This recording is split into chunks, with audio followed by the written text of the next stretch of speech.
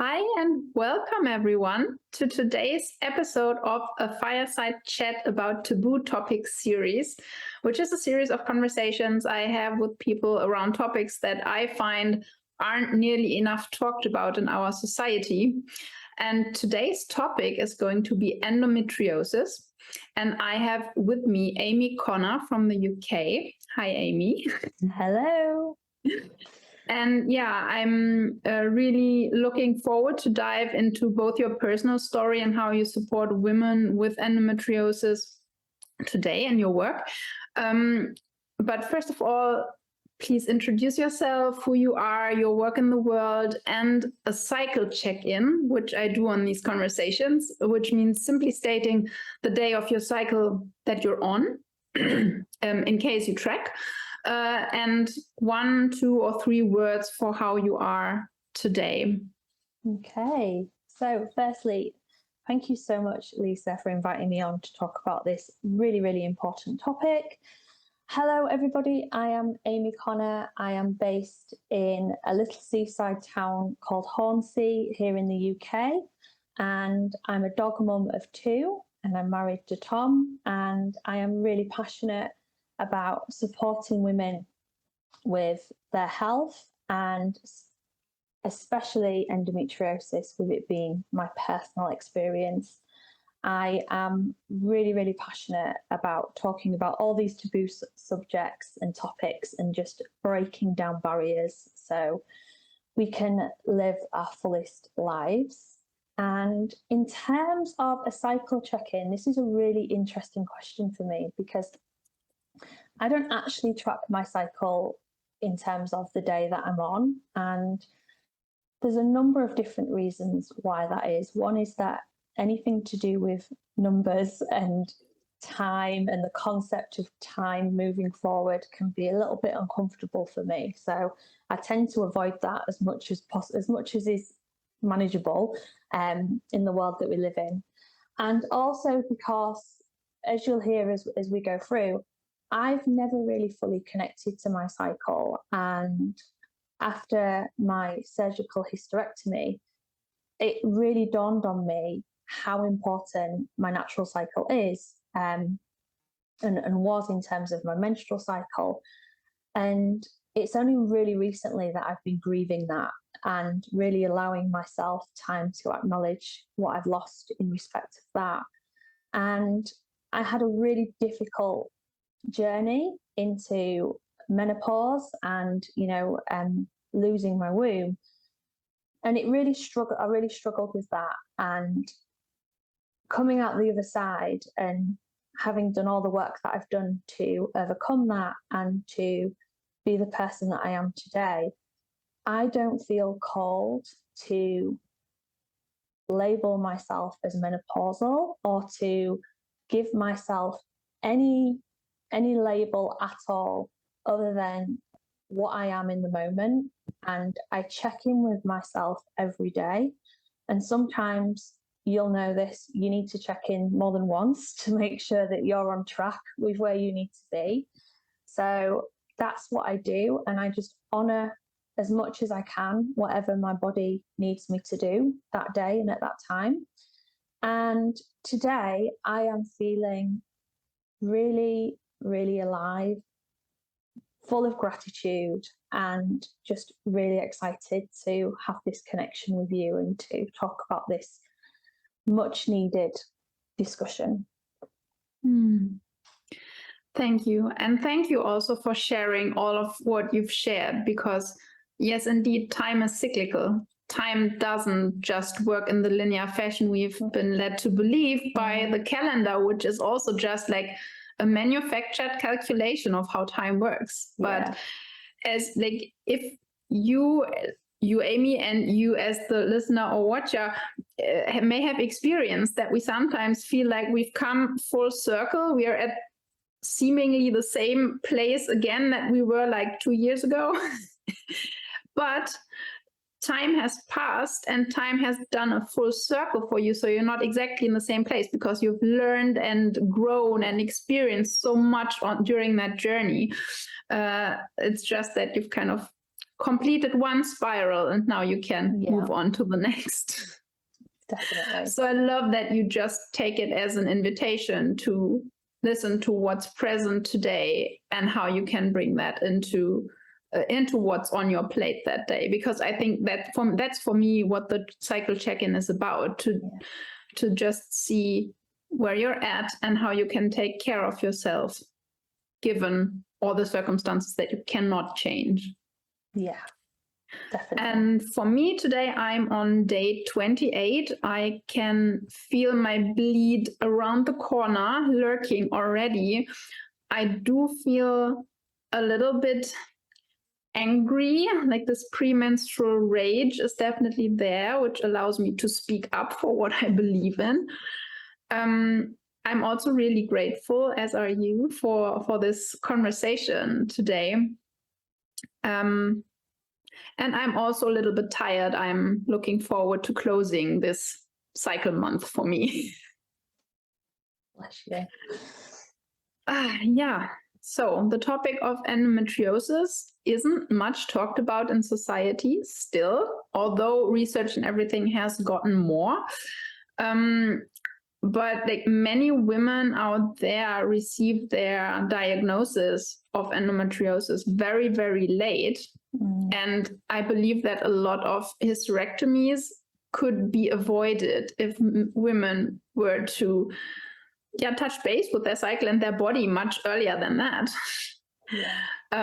And as you are an expert, or definitely a go-to person for this topic, Amy, would you maybe briefly explain what endometriosis is for everyone who doesn't know that yet? Of course, yeah. So endometriosis is a condition where tissue similar but not identical to the endometrial lining of the womb that we shed every bleed grows around outside of the womb. So there's a misconception that this can only happen in the pelvis area, and that's not true. It can grow anywhere in your body, so you can get it. Obviously, in the most common areas are around the outside of the womb, fallopian tubes, ovaries, bowel, bladder, but it can also go further up. So it can be on nerve endings, it can be in your lungs, in your eyes, in your brains. It can literally get anywhere. It's a very horrible condition. And then obviously every month when we have our cycle, this toxin cannot shed. It cannot get out of the body. So it tends to pile up and create like a sticky glue that can fuse organs together, and it can have a massive impact on women's lives. And one of the things I really want to talk about is because recently here in the UK, we've had a couple of TV shows put the light on endometriosis, because we had Endometriosis Awareness Month recently. And when you talk about feeling angry, I was like, I can get really angry really quickly when I talk about this topic, because what was shared on both of the programs that I watched was that it was endometriosis was a heavy period. And that is complete BS. It is not a heavy period. It is, many women who have endometriosis can experience heavy bleeding, but not every woman does. And for me in particular, that definitely wasn't one of my top symptoms. But there's this misconception that endometriosis is heavy, painful periods, and it is much wider than that. So that's the first distinction that I really want to make sure that people understand. And as you've shared, it's really hard to get diagnosis for this, because at present, the only way they can get a diagnosis is through doing a laparoscopic procedure to go into the abdomen to see if the endometrial tissue is there. And obviously that involves surgery and trauma to the body, but there are many symptoms that women can be experiencing for years, and in some cases decades, before they even get it's dealt by gynecologists in the medical field. And before they even get to that gynecological referral, they're experiencing so many symptoms, but they're not actually getting an answer. So for a lot of women, the symptoms it varies for each individual. So I'm always conscious, I don't want to speak generically that every individual has this, but things like constipation and digestive issues, intense pain and swelling, and this can be all month round, not just when you bleed. It can be all the time. Ovulation can be really painful. Some women can get cysts on their ovaries. And the big thing that I see a lot, and was definitely my experience, is women don't feel heard, because they're going to their doctors, they're going to their medical professions with all these things going on in their body, and they're not getting any answers. Or they're being told, it's your period pain, take some pain relief, or have this birth control pill, and it's such a massive psychological aspect to this condition as well, because women are not being heard and they're not being understood. And here in the UK, the average time for diagnosis is 7 to 9 years, which is just shocking. And even though recently we've had a lot of talk about it, here in the UK we've had MPs discussing it, it's just still not getting enough recognition for women to, so you've got this physical aspect of all these horrible physical conditions that these women are experiencing. And then there's the psychological aspect of them feeling that it may all be in their head. And I know lots of women, including myself, have been told by medical professions that maybe it is all in my head, and, it's just my period, that every other woman is, coping with fine. And that impacts psychologically on our relationships with ourselves, with our partners, with our family, with our friends, is a huge side of lots of health conditions, not just endometriosis, that are massively overlooked and play a significant part in addressing and finding solutions to supporting women with this condition. Yeah. And I believe that this is part of the condition. This not being heard and seen is also part of what leads to it happening in the first place. I know that we both have studied with Dagmar Khan on the pelvic health, and she has discovered that women with endometriosis have certain characteristics in their mindset in common. And with mindset, I don't mean just in their head, but in their whole system, which is this utter rejection of the feminine.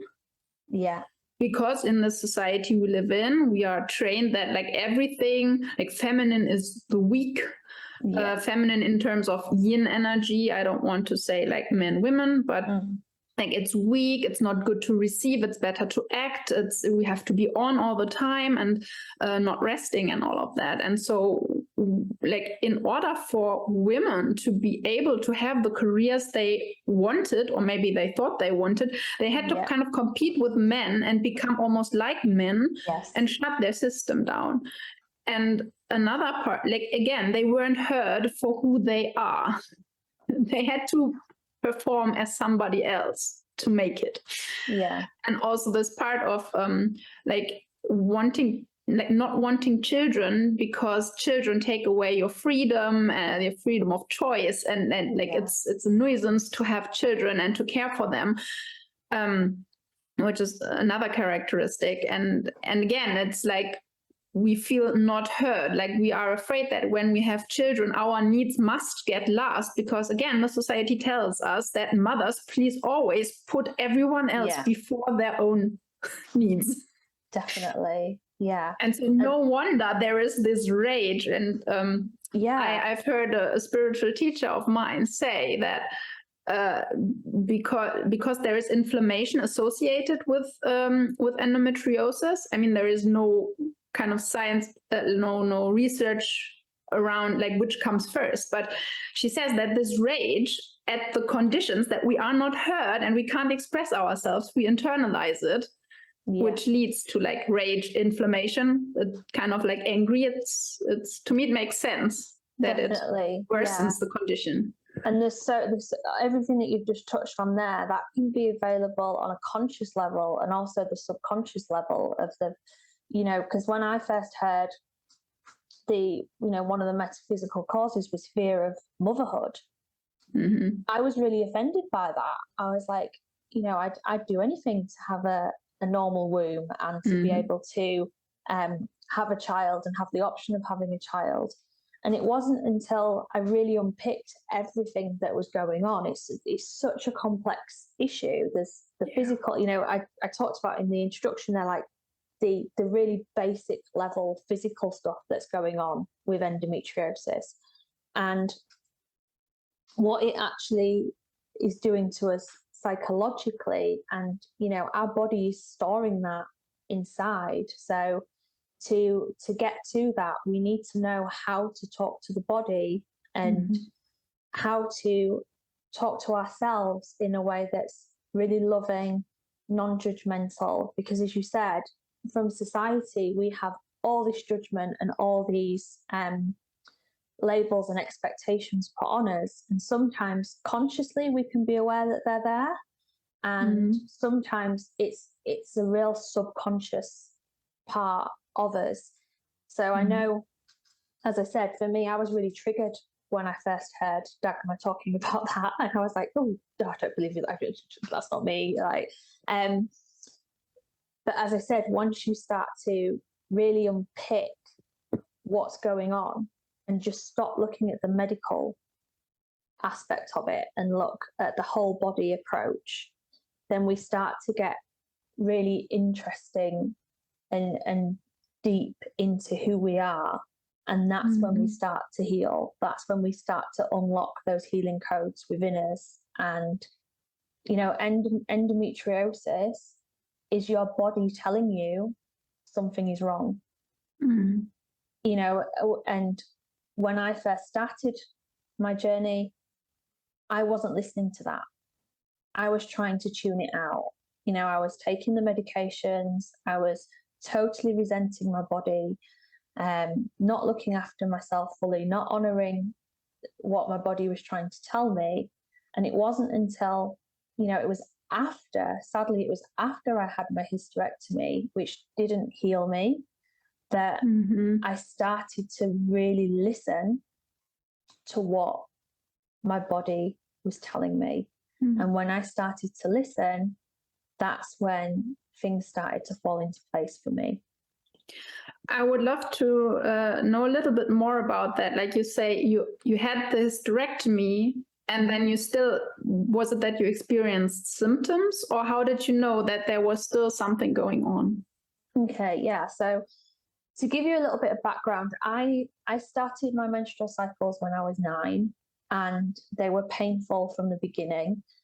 And I always assumed that this was normal, that feeling unwell around my period. And because I started so young, I was one of the first in my peer group to start. I was in a really small school, so they had to, they didn't have sanitary towel bins in the toilets, so all of that had to come in for me. And there was a lot of shame around my period, and a lot of, panic that I was going to bleed through my school uniform. I can remember sitting in lessons, dreading standing up, especially in summer when we had the thin summer dresses on, and just thinking, I really hope I've not, I was just constantly paranoid that I was going to bleed through my clothing. And this went on. And then when I got to secondary school and got to the age where I was a bit more independent and I was going out with friends, and I realised that my friends were able to do things on their periods that I just didn't have the energy for, didn't feel good about. And it just really affected my mental health. I got really tired, and I started to explore whether there might be something a bit more to it. And it wasn't until I literally, like, my medical record was just like, you know, wheel it in, because there was just so much of these files and I go for all different doctors, different specialists. So a big part of my experience was chronic constipation and digestive issues, and I got treated a lot for the bowel issue and the digestive issue rather than the gynecological. I'm talking very medical here because I didn't step out of the medical world till much later. And I had lots and lots of medical procedures that were very intrusive, painful, uncomfortable, and never got any answers. And it used to just, I was a big control freak. Like, I liked everything to be in control. I liked to be able to do things to support myself.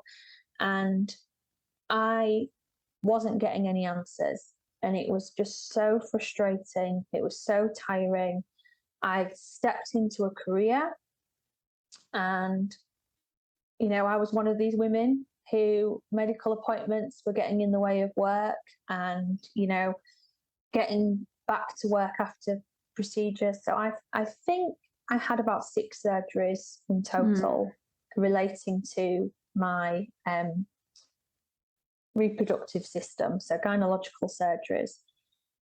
And every time I'd go in, I'd have the procedure, I'd get told next to nothing about my condition, and end up back to square one, in more pain, in more discomfort, having more treatment. And eventually, my husband and I was probably about 25, 26 at this time, and it had got really, really bad, and it was affecting every single part of my life. And I could literally just sum up enough energy to go to work, and then I would come home and I would just be absolutely exhausted. I'd be in extreme amounts of pain. I can remember going for a job interview with heat patches, you know, the stick-on heat patches you can get. I think I had about 12 of them. Wow. On my, like, up my back, because I used to get really bad sciatic pain down my legs with it. I'd swell up, so my clothes wouldn't fit, and it was just horrendous. I just felt rubbish, felt like my husband, well, he wasn't my husband at the time, my partner, you know, we'd be declining invitations to social events because I just couldn't cope with going.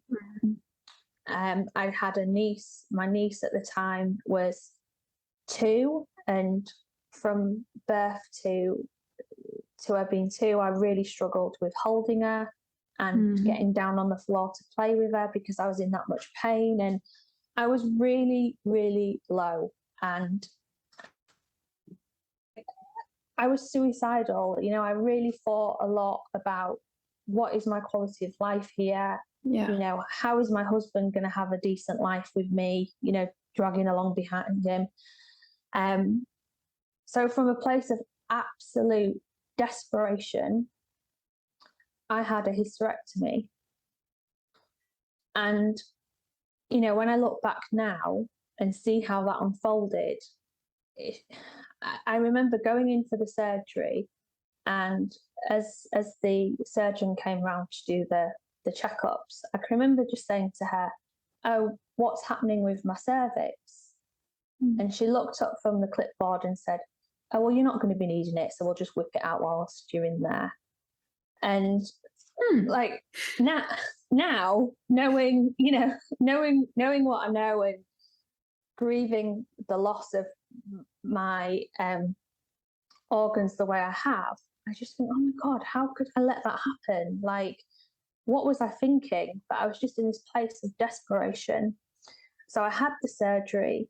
The surgery went wrong, so I had to go in and have further surgery. My recovery time was a lot longer.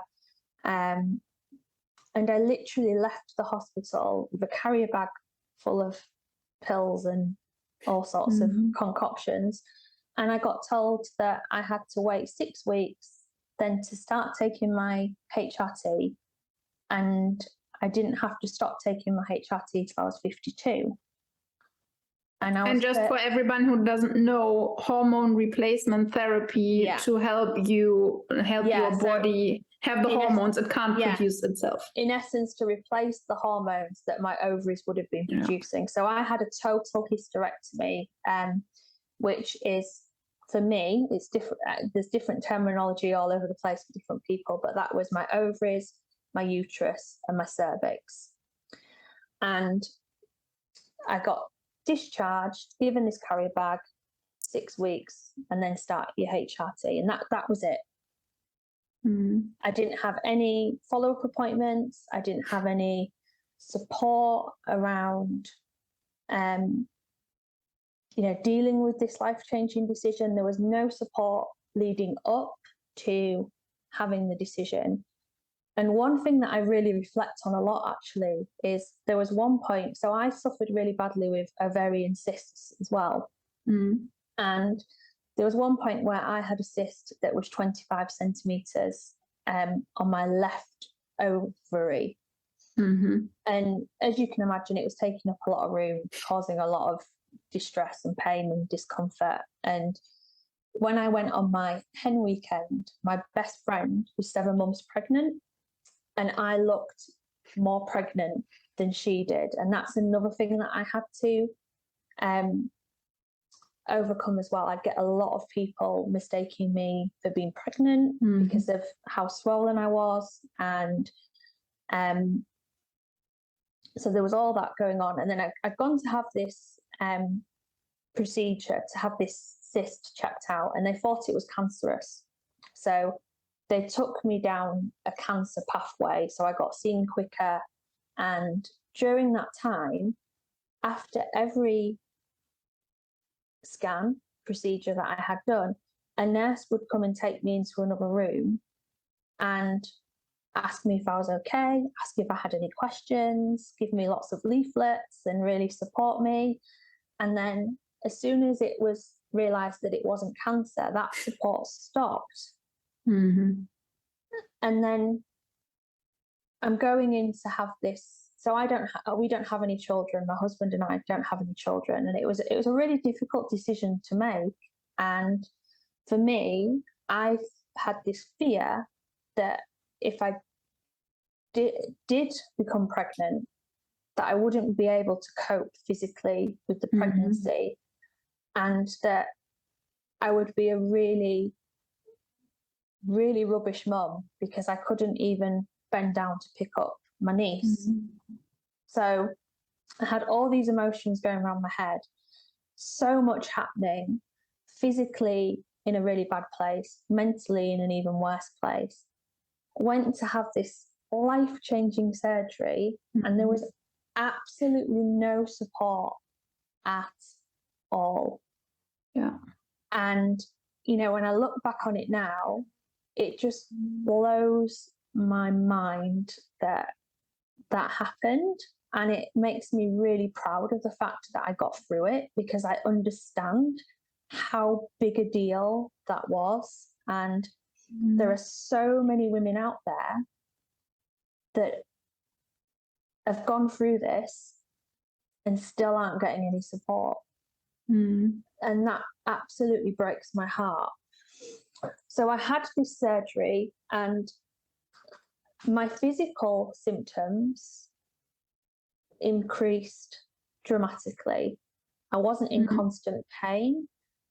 I still struggled with my bowels and my digestion. But in terms of the physical pain, it had reduced significantly. I wouldn't say it had gone, but it was like a massive, massive improvement. So then I got into this mindset of, oh, I'm better. everything's better now. And to the outside world, because it's such a messy subject and people don't want to talk about it, they see me looking better. You know, I lost 3 stone in weight. I got healthier. I could move around more and get fit and, you know, play with my niece and nephew. And so to everybody else, Amy's well and everything's okay. But internally, a lot was happening for me, and my body was changing in ways that I didn't understand. And I was having all these different symptoms, and I'd get really, really bad brain fog and memory loss, to the point where I felt I was getting dementia and Alzheimer's, and really, you know, I can remember my husband coming into the kitchen one morning and I just couldn't remember his name. And I do really silly things like drive to the house that I lived at 3 years ago instead of going to the home that I live in now, and all these silly little things that were happening, and it kept building and building. And I just want to say, like, you were going through menopause. Yeah. Your body was moving through menopause, and these are symptoms associated with menopause usually, but you probably didn't realize that at the time. Definitely. That's exactly it. And it wasn't until I went to a health and healing fair, and I was exhibiting with my business, and there was a woman next to me, and she had this really simple display, and it was all about menopause. And I can remember reading this one picture, visual that she had on her display, and just thinking, oh my God, that's me. Like, this is me. And it was just like, how did I not know that this was happening? And I was taking my HRT, and like, I had physical symptoms as well. So my vagina was so dry and so sore and really painful, to the point where some days I couldn't wear underwear because it was just too painful. So that was embarrassing. I didn't want to talk to anybody about that. You know, I had breast pain, I had joint pain. There was so much, and I was like, this is menopause. Like, this is it. And it took me a while to really start to listen to my intuition. And my intuition has played such a huge part in what I call my healing journey. So I listened to this lady and all she had to say about the menopause, and I was like, right, so this is the menopause. And I went to my doctor, talked about HRT a couple of times, and I just knew from my body she wasn't liking the HRT. To the point, I used to get a patch that I'd stick on my skin, and then I every couple of days have to change it, and it made my skin so sore that I had to find a different patch to put it on every time I switched, because my skin was still really inflamed and sore. And I can remember one morning getting out of the shower, drying myself off, and getting my patch, looking down at my stomach and my legs, and they were just covered in these sore patches. And I can remember just thinking, this is my body telling me it doesn't want this. And I just made the decision then that I didn't want to be on HRT till I was 52. Yeah. And I went and told my husband, and he was like, I totally support what you're saying, but I don't know anything about this, and I want to make sure you're safe, because, you know, we've been told the horror stories that all my bones were going to crumble, and you know, all this stuff was going to happen. And he's like, you know, I'll honestly support anything you want to do. I just want you to make sure that you're doing it in a safe way. And a couple of days into it, I can remember looking at my dog, and we were sat on the sofa. There's me, my husband, and our dog. And I said to my husband, she's had a hysterectomy. She doesn't have all these pills, you know.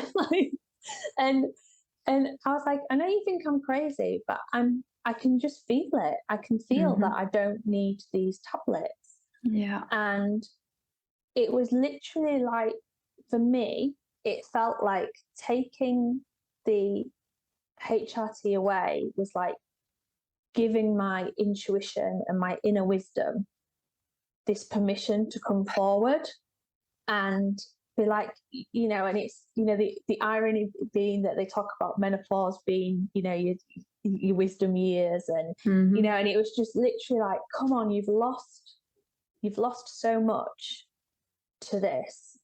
Let's not lose any more.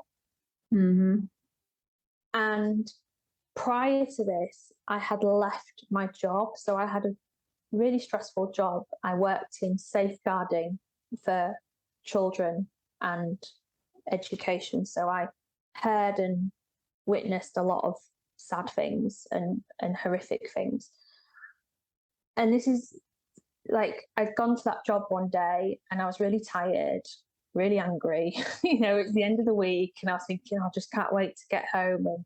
And I was massive caseload, too much to do. And I went into this team meeting and our manager shared with us that one of our other team members had lost his wife the night before, completely unexpected. And I sat in that meeting and I just thought, I need to get out of here. I've gone through this big journey of endometriosis. I've lost my womb. I'm feeling physically better.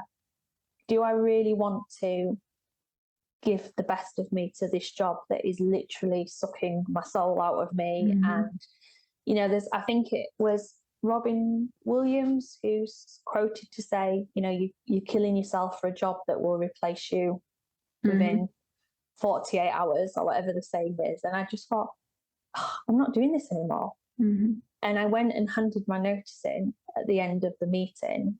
And I was like, I said, I don't know what I'm going to do, but I know that I'm not destined to do this. And then this step out of like the HRT, listening to my body, giving her the foods and the supplements that I know that she needed, allowing her to rest and really connecting with her, because I had had years or decades of resenting her, literally telling her that I hate her, being completely disgusted with my own vagina, just thinking it was it was always causing me pain. If it wasn't bleeding, I'd have a UTI or it'd be itching or, there'd be some kind of discomfort, thrush, I just had this really negative narrative around my own body. And I can remember thinking, this isn't right. Like, how am I meant to become better and grow and thrive when I can't love myself and I can't, I'm treating myself with all this resentment and pushing down, swallowing the pills and pushing down what naturally needs to happen. So when I talk about endometriosis and the hysterectomy not healing me, that's what I mean. I felt I was doing it as the ultimate cure, thinking that the big thing was, Lisa, that I've learned the whole of my journey is I was giving my agency to other people. I was expecting my doctor to get me better, my surgeon to get me better, so I could just jump off the bed and get on with life. And and it's when you realize that actually you have a say over what happens to your body. You have complete agency. You can treat her with love and respect, and you can demand that others do the same. And you have a choice over what you put in your body, on your body. That was the big switch for me. Yeah, and I believe that's like the worst condition, or like the worst thing a human can experience, this powerlessness. And we live in societies and structures that teach us the expert on us is outside. The doctors must know better because they've studied it. They haven't studied your own unique body, by the way. but like always, like so it's not even your fault, you know. You have been raised in this society too, where we constantly look to the outside for wisdom, for validation, for everything. So it's like no wonder you refer to the outside world. And that's, some people unfortunately have to go through such an experience to understand that the power has been with them all along. Massively. And, you know, like I talk now about how my womb space is my business partner. And I spent so long resenting my womb, you know, and even after my hysterectomy, I just completely shut it off and was just like, you know, let's not think about it. Didn't grieve it. And now when I connect with her, when I connect with that space and I feel that sacred anger of, you know, exactly what you've just talked about, being completely uninformed, misinformed, like looking outside instead of looking in, and being able to use my voice to speak up and to let other women know that there is another way. And it's far more fulfilling. And, you know, like I always say to people, when people come to me and they're talking about their endometriosis, I try to get them to understand that when we work together, we're going to go much, much broader than that.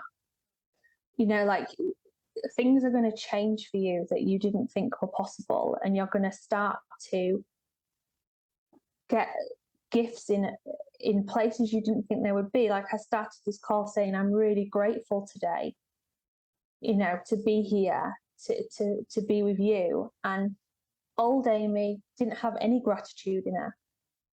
You know, and it makes me feel really sad to think about that. But I was just so stuck in my victimhood of my body and how awful it was and what was happening to me. And, you know, that I completely forgot to look outside and not only to look within, but also to look outside to all the wonderful gifts that we have.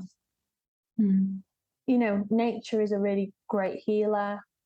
And, you know, I said I'd come home, I'd be exhausted, I'd just be flaked out on the sofa or in bed if I wasn't at work. And just that complete disconnection, not only from myself, but from being part of nature, being part of this beautiful planet that we share as our home. Like there was so much disconnection. And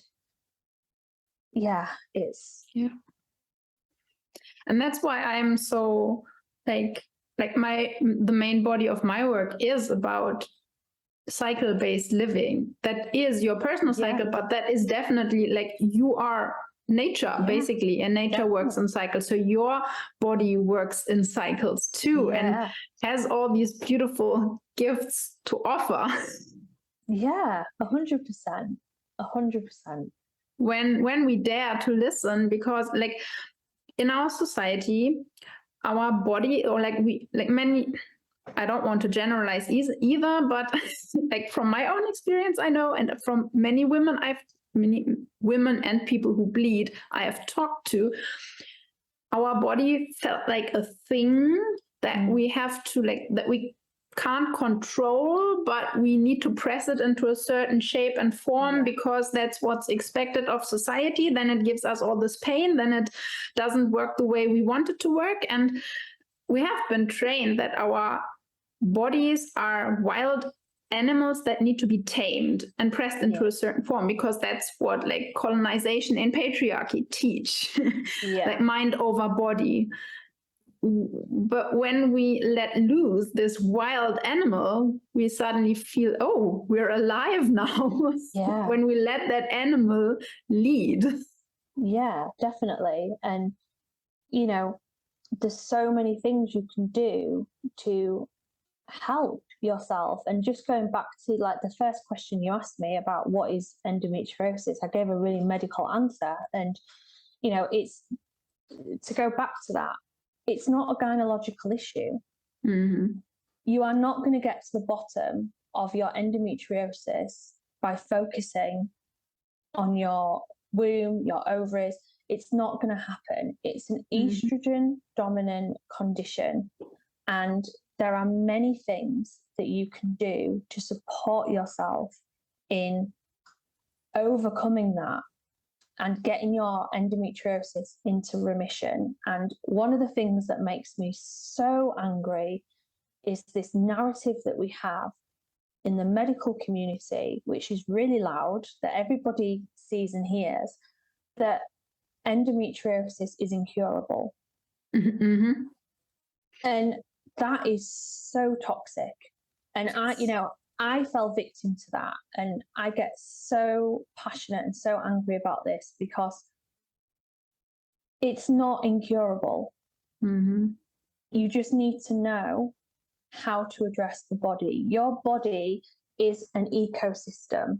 There are so many systems in your body that are working every second of the day to make sure that you are doing the best that you can do. And if you're like I was, really struggling with your health physically and emotionally, your body is still doing this amazing job of keeping you alive. And that's something that I never really connected with and never really got to understand, because back then I didn't understand, every system in your body works together. So it's never going to get injured on its own or get healed alone. Everything is working beautifully to make sure that you can thrive. And when we look at the medical model of endometriosis that's telling us that we're incurable, it's only looking at a very, very small part of the body. It's not even getting into your environment.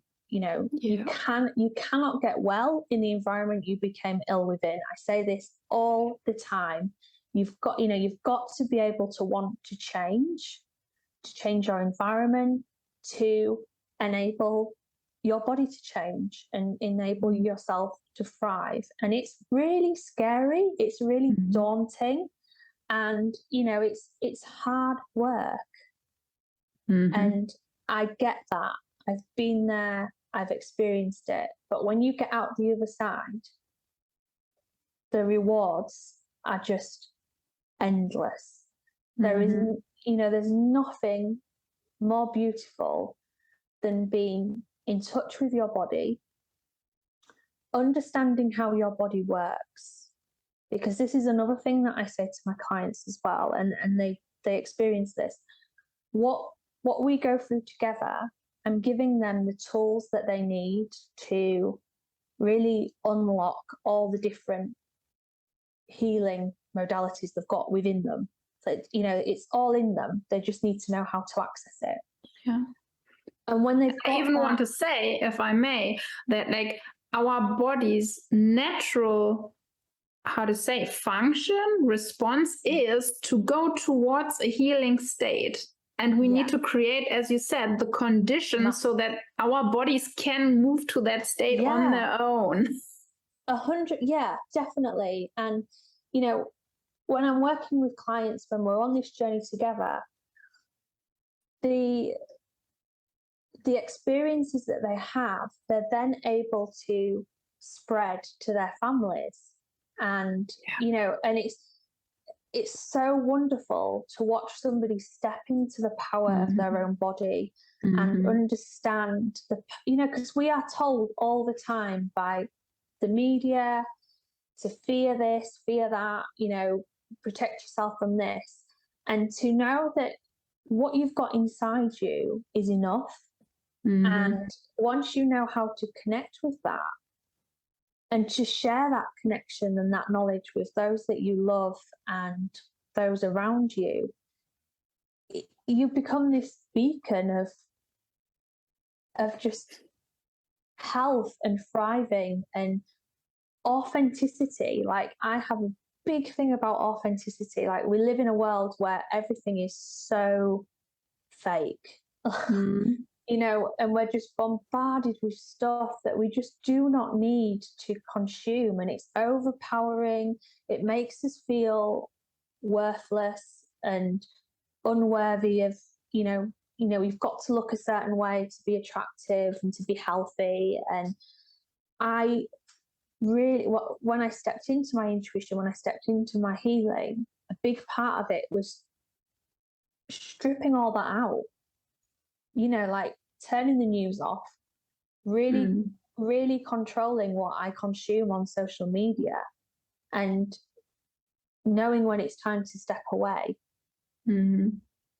And it makes me really sad when I see people so trapped in that world, so bothered about getting those connections online and getting those likes and getting those shares and, getting those followers, when the focus needs to be on connecting here inside with you, because that's where the value is and the magic is.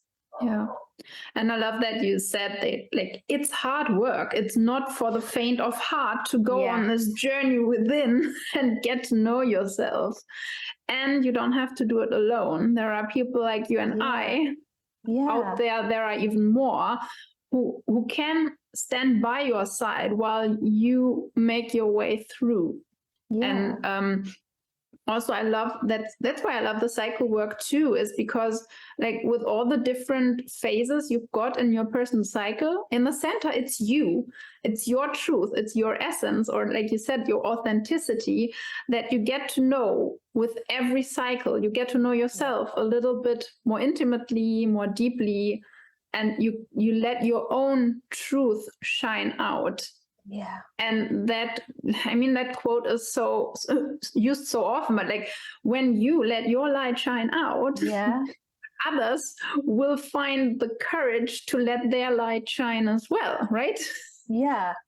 And it's just, it's everything, isn't it? Like, from the work that you do, it is just so important that like you just said, to come into it knowing that, like, healing isn't linear. So, you're not going to start off unwell and follow the journey and get well. Sometimes you've got to go to darker places to get well and to get better.